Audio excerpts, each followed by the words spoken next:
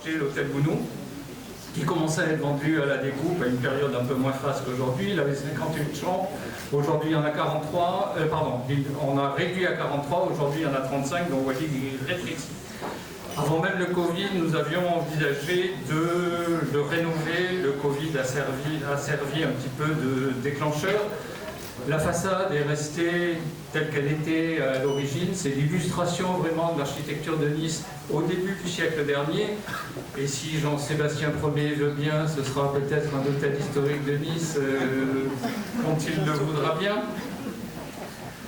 C'est une histoire un petit peu familiale, vous le savez, beaucoup d'entre vous le savent. Mon grand-père Eugène est devenu directeur salarié en 1910. C'est une belle histoire capitaliste, puisqu'avec mon père, ils ont racheté les actions de la société. La société existe toujours, on a quelques actionnaires individuels au-delà de la famille. Et si moi je suis plus coté à l'Argus, la société elle est cotée toujours, donc vous pouvez le faire.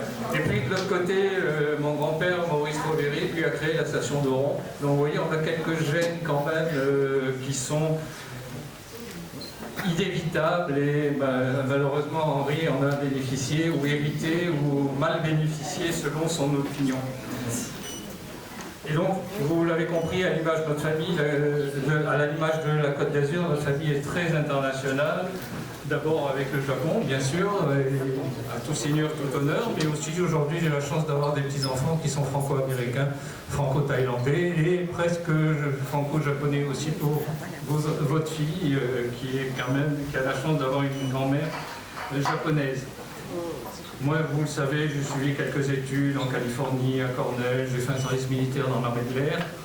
Et puis, avec l'Office du tourisme, avec le CRT Côte d'Azur France, on a fait beaucoup de promotions à l'étranger pour essayer de vendre, bien sûr, nos hôtels, mais aussi la Côte d'Azur dans son ensemble, parce que c'est vraiment ce qu'il y a de plus important. Donc, je ne vais pas vous parler plus longtemps. Je sais que les discours les plus courts sont les meilleurs, mais ça, c'était un petit peu le passé.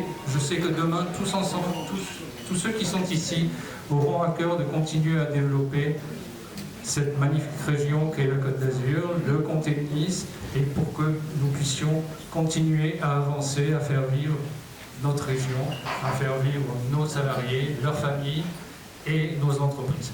Je laisse Henri vous parler de la réalisation plus précise du Gounod. C'est Marion et lui qui ont suivi ce dossier, donc ils en savent plus que moi. Je lui laisse la parole. Merci en tout cas. De sa cuisine, on a une vue imprenable sur l'entrée de l'hôtel Gounod. J'ai été émerveillé par sa façade aux allures de palais italien. Je crois que depuis tout petit, j'ai été convaincu, très naïvement certainement, qu'un jour je dirigerai l'hôtel Splendide et l'hôtel Gounod. Peut-être parce que je fais partie d'une famille d'hôteliers qui dirige le Splendide depuis 4 générations. Peut-être parce qu'à l'époque, j'étais en admiration devant mon père. Ou peut-être encore, tout simplement, parce que je m'appelle Henri, comme mon grand-père, que j'admire également, et qui a racheté l'hôtel dans les années 70. Toutes ces raisons me paraissaient suffisantes à l'époque pour que je sois légitime en tant que digne successeur de cette entreprise. Voilà. Modeste. Et c'est comme ça qu'en novembre 2008, je rentre dans la société en tant que simple veilleur de nuit au Gounod. Et c'est ma première pierre à l'édifice dans la renaissance du Gounod. Je rencontrerai plus tard ma femme, Marion, au Splendide cette fois.